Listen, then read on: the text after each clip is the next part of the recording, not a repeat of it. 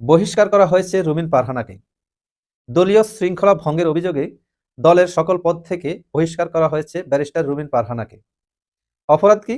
অপরাধ হচ্ছে তিনি দলের সিদ্ধান্তকে অমান্য করেছেন এবং দলের সিদ্ধান্তের বাইরে গিয়ে তিনি নমিনেশন কিনেছেন এবং স্বতন্ত্র নির্বাচন করার ঘোষণা দিয়েছেন।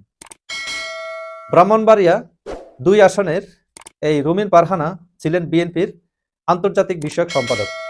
এই আন্তর্জাতিক বিষয়ক সম্পাদককে বাদ দিয়ে সেখানে বিএনপির জোটের পক্ষ থেকে জমিয়তে ইসলামের জুনায়েদ আল হাবিবকে সেখানে মনোনয়ন দিয়েছে।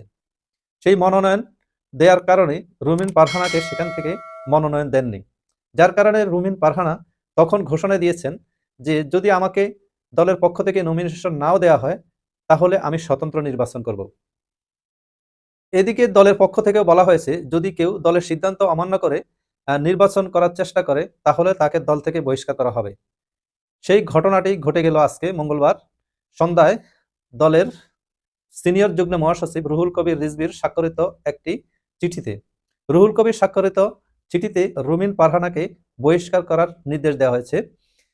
এখন রুমিন পারহানা কি করবেন? সেই রুমিন পারহানা আগেও বলেছিলেন যে এটা আমার বাবার ঐতিহ্য, আমার বাবার আসন। সেই বাবার আসনে বাবার ঐতিহ্য ধরে রাখার জন্য আমি স্বতন্ত্র হলেও নির্বাচন করব। স্বতন্ত্র নির্বাচন করে তিনি জয়ী হওয়ার জন্য মাঠে ইতিমধ্যে দাবি বেড়াচ্ছেন এবং জনসংযোগ করে বেড়াচ্ছেন যাতে করে তিনি নির্বাচিত হতে পারেন। সেই ব্যারিস্টার রুমিন পারহানা নয়, তার সাথে আরো ৮ জনকে অর্থাৎ তিনি সহ মোট ৯ জনকে দল থেকে বহিষ্কার করা হয়েছে। এই দল থেকে বহিষ্কার করা এটা বিএনপির ইতিপূর্বের ঐতিহ্য।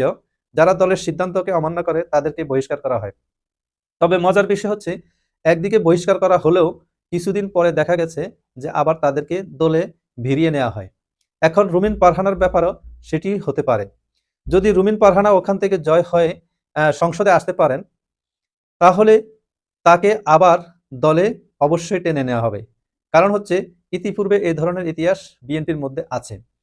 ২০২৪ সালের ৫ আগস্টের পরেও অনেক ঘটনার সাথে বিএনপির বিভিন্ন নেতাকর্মীরা জড়িয়ে পড়েছিল। আর এই জড়িয়ে পড়া যখন প্রমাণিত হয়েছিল তখন দল থেকে বহিষ্কার করা হয়েছে। দল থেকে বহিষ্কার করা হয়েছে ঠিকই, আবার তাদেরকে দলে ফিরিয়ে আনা হয়েছে। এমনকি কোনো কোনো ক্ষেত্রে তাদেরকে নমিনেশনও দেওয়া হয়েছে।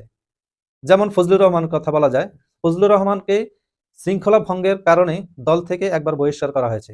বহিষ্কার আদেশ প্রত্যাহার করা হয়নি, এমন অবস্থায়ও তাকে দল থেকে নমিনেশন দেওয়া হয়েছে এবং পরবর্তীতে সেটাকে স্থগিত করা হয়েছে। এভাবে রুমিন পারহানার মতো আরও যদি কেউ দল থেকে বহিষ্কার হয়ও কিন্তু একসময় দেখা যাবে যদি রুমিন পারহানা সেখানে জয়লাভ করে এবং জুনায়েদ আল হাবিব সেখানে পরাজয় বরণ করে তাহলে রুমিন পারহানা ঠিকই একদিন আবার বিএনপির ঘরে ফিরে আসবে।